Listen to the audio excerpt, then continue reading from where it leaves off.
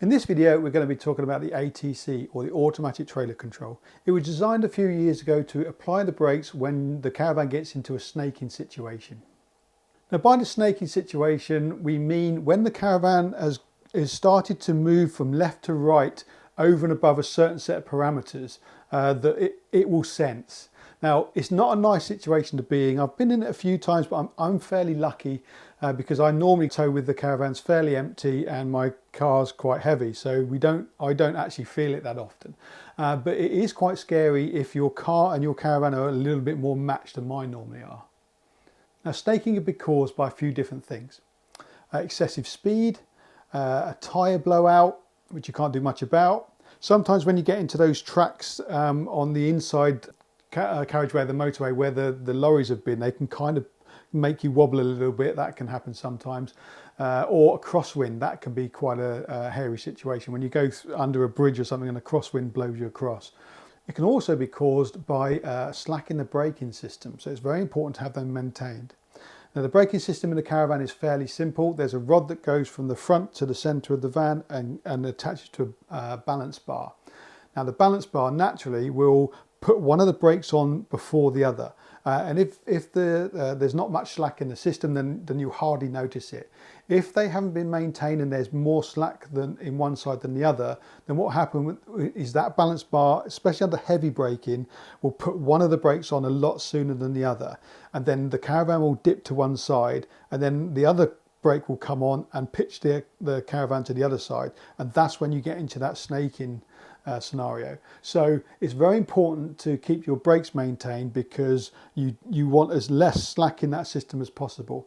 The damper will take some of that slack, but it's only really designed to take that initial jolt, and then the brakes are designed to come on smoothly and evenly. Now, pretty much all caravans these days will have the stabiliser on the front, and that will aid stabilisation of the caravan. There is a lever that pushes a set of pads onto the ball to kind of lock it on, and that will save the caravan from trying to go left and right as much as possible and pitch up and down. So it's a really good system to have on, and most caravans will have it on. Some of the base camps didn't, but most people retrofitted them, and some of the Continental vans don't have them on. So if you see a caravan and it hasn't got a stabiliser on the front, then they're well worth fitting. We generally have people ask for them as part of their buying process when they've had a bit of a scare, or even worse, they have turned the caravan over on the side of the motorway. It is pretty scary, and I can understand that they will do anything to try and avoid that situation again.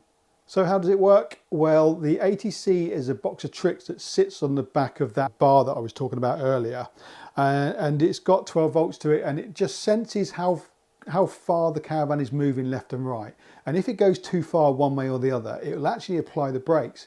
There's a solenoid inside this box of tricks, and when it senses that it's gone too far, it will pull the brakes on for you. And it's quite strange actually. You're going along and you feel the caravan kind of pull back, and that's what it's doing. And that's how it kind of stops the snake getting too far, by pulling those brakes on and pulling the caravan back and kind of stretching out that kind of wobble. So the question is, do you need one? I would say not necessarily. If you load the caravan correctly, you stick to the speed limit, you have everything maintained, and keep an eye out for crosswinds, then you don't really need them. If you're looking at twin axle, you certainly don't need them, because there's 2 points of contact on the road on each side, and they naturally want to go straight anyway. So there's no real point having them on a twin axle. You can retrofit them. So if you do get into a situation where it gets a bit scary and you think, oh, I didn't like the feel of that, then you could put one on at a later date. It costs about £500 or £600 to fit. So if you're looking at a caravan and it hasn't got one and you really fancy one, allow that into your calculations. But give it a go. You may find that you don't really need to use it. So just to summarise, they are nice to have. They do work fairly well. They're lightweight, you don't need to worry about any weight issues. If they're on the caravan already, then great, but I wouldn't necessarily go out and look for one unless you have had that scare and it's really something you really fancy having.